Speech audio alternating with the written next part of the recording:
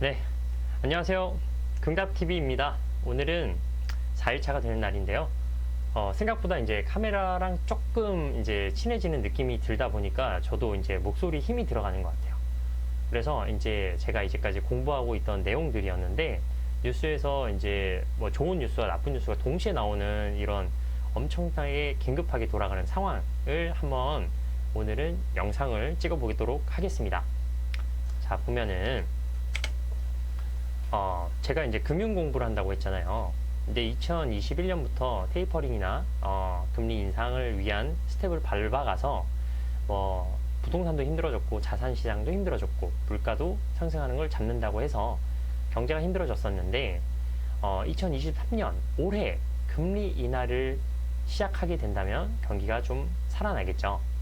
그런 뉴스들인데 노무라 증권은 한국은행이 올해 10월 달에 연속적으로 금리 인하를 할 것이다 라는 뉴스 기사가 7월 2일 날 나왔어요. 그리고 SHBC는 이제 홍콩 은행인데 이번에 실리콘밸리 은행 파산을 했었던 영국 지점을 인수한 은행입니다.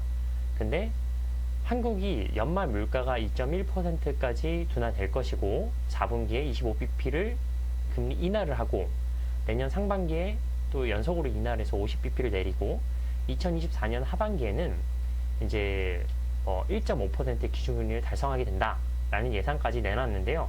그렇게 되면 코로나 전으로 돌아가는 거죠. 그래서 C는 이제 아니다. 7월 달에는 뭐 금리 동결을 하겠지만 이제 8월 달부터 금리 인하를 시작할 가능성이 높고 어제 있었던 새마을금고 건전성이 있었던 거는 이제 추경호 경제부총리께서 지금 건전한성이 양호하고 그리고 이제 새마을금고는 뭐 5천만 원까지 줄 수 있다. 뭐 이런 내용이었어요.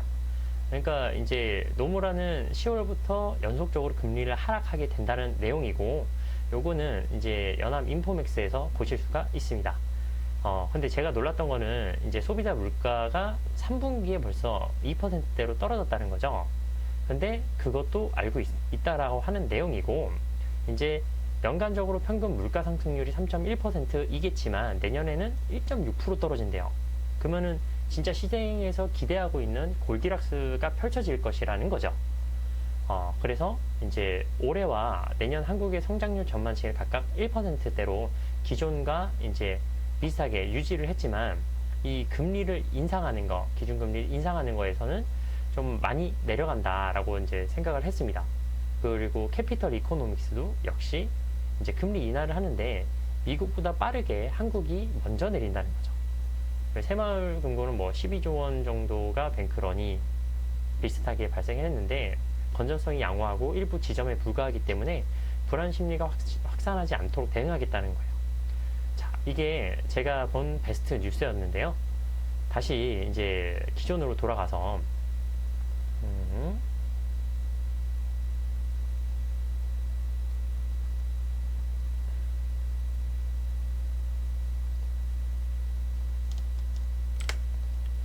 이제 워스트 뉴스, 금리 인상은 계속 가야 된다라는 이제 반대쪽의 뉴스도 있습니다. 이건 뭐냐? 지금 침체 우려가 되고 있지만 물가 상승이 아직 안 잡혔고 인플레가 계속 고질병이 되기 전에 확실하게 잡아야 된다라는 느낌이에요. 그런데 그 말을 한 사람이 전설적인 월가의 투자자 제러미 그라썸이라는 사람과 이제 로스차일드의 CIO 인 멜민이라는 사람인데요. 이것도 한번 같이 보시겠습니다.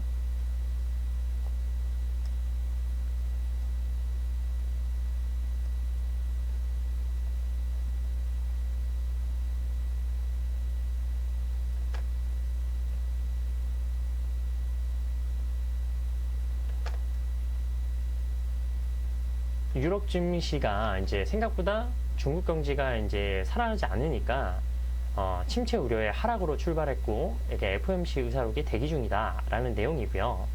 그리고 요 할아버지예요. 요 할아버지인데 이게 실제로는 원래는 85% 폭락을 할 것이다. 왜냐면 1929년 침체장 바닥이었을 때 2000년, 2021년 세 번의 큰 버블이 있었고 그 버블이 이번에 비슷한 현상과 사라질 거라는 얘기였어요. 원래 85%까지 하락할 것을 예상했지만 AI 붐 때문에 이제 70% 수정했다는 거죠. 그러니까 지금 돼서 이제 70% 내려간다는 얘기인데, 여기에서 이제 로스차일드 CIO 인 멜민이라는 사람이 있어요. 글로벌 최고 투자 책임자인데, 벤자민 멜먼은 이제 인플레이션을 억제하지 않는 금리를 너무 많이 올리는 것보다 더 큰 비용을 초래할 수 있으니까 지금 긴축을 계속 유지를 하자. 그래서 위기가 온다면 미국보다 유로존에서 먼저 올 것이다. 유럽에서는 부동산 시장이 하락하고 있으며 미국보다 통화긴축 위험이 더 큰 문제가 될 수 있다. 근데 미국에서 수요가 매우 강하고 주거 부분이 어느 정도 반등하고 있다. 이런 내용을 하고 있는데, 이제 제일 중요한 거는 이 빠른 인상에도 회복력을 보여왔으니까 시장은 안정세를 유지하고 있다. 이번 기회에 조금 진행을 해야 된다. 뭐 이런 내용이었어요. 근데 이제 다시 본론으로 이제 돌아오게 되면은, 시장은 언제나 좋은 뉴스와 나쁜 뉴스가 이렇게 번갈아 가면서 나오는데, 시장을 상승으로 보는 사람은 앞으로 상승할 것이다. 왜? 이러이러한 이유들로. 시장이 아직 조정이 끝나지 않았다. 왜? 이러이러한 이유들로 늦게 풀릴 것이다 라는 게 동시에 나왔단 말이죠. 그래서 저 같은 경우는 한국은행이 금리 인상을 안 할 것이라는 생각을 하지 말아라. 할 수도 있으니까.